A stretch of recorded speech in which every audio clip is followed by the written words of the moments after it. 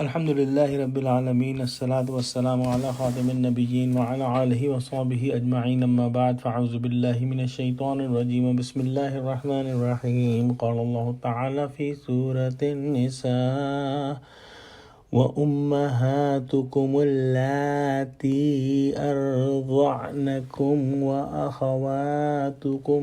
من الرضاعة۔ ترجمہ، اور وہ مائیں جنہوں نے تم کو دودھ پلایا ہو اور رضاعی بہنیں بھی حرام کر دی گئی ہیں۔ اس آیت کے حصے کے اندر اللہ سبحانہ وتعالی نے محرمات بالرضاع یعنی دودھ پلانے کی وجہ سے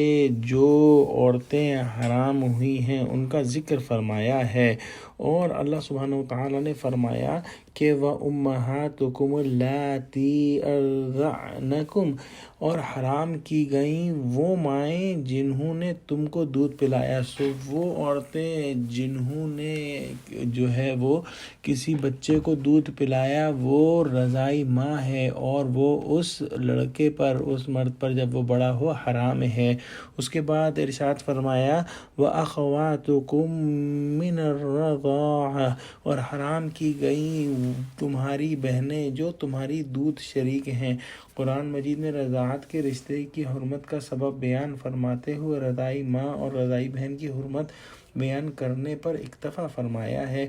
احادیث میں اس کا جو ہے مزید بیان ہے۔ حضور صلی اللہ علیہ وسلم نے فرمایا کہ جو عورت ولادت کے رشتے سے حرام ہے رضاعت کے رشتے سے بھی حرام ہے، اور ایک اور حدیث میں فرمایا کہ بلا شبہ رضاعت کی وجہ سے وہ سب رشتے حرام ہیں جو نسب کی وجہ سے حرام ہیں۔ جب کوئی عورت کسی بچی کو دودھ پلا دیتی ہے تو یہ بچی اس عورت کے شوہر پر اور اس کے باپوں پر اور اس کے بیٹوں پر حرام ہو جائے گی، اور جس شوہر کے ذریعے دودھ پلانے والی عورت کا دودھ اترا ہے وہ اس دودھ پینے والی بچی کا باپ ہو جائے گا، اور جس کسی عورت کا دودھ کسی لڑکے نے پی لیا، اس عورت کا دودھ کسی لڑکی نے بھی پی لیا تو ان دونوں کا آپس میں نکاح نہیں ہو سکتا، اور جس لڑکی نے کسی عورت کا دودھ پی لیا اس لڑکی کا دودھ پلانے والی کے لڑکے سے نکاح نہیں ہو سکتا،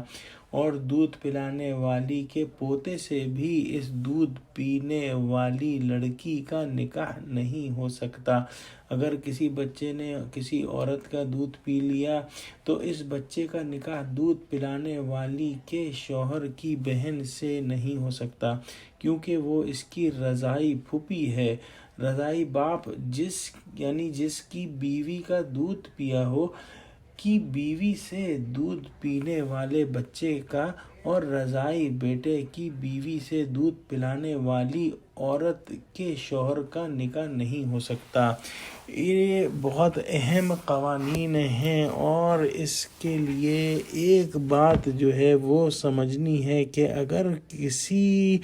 طور پر بھی یہ امکان ہو کہ جو ہے وہ رضاعت کا رشتہ کسی مرد اور عورت کے درمیان کسی بھی حد میں ممکن ہو تو ضروری ہے کہ اس کی تحقیق کر لی جائے، اور اس کو باقاعدہ مفتی حضرات سے جو ہے وہ فتویٰ لے لیا جائے اس سے پہلے کہ نکاح کا جو ہے وہ قطعی ارادہ کیا جائے، اور یہ نہایت اہم احکام ہیں، ان کے اندر کسی قسم کی بھی جو ہے سستی نہیں دکھانی چاہیے۔ دعا کرتے ہیں کہ اللہ سبحانہ وتعالی ہم کو قرآن کا فہم عطا فرما، آمین۔ وآخر دعوانا الحمد للہ رب العالمین، السلام علیکم ورحمۃ اللہ وبرکاتہ۔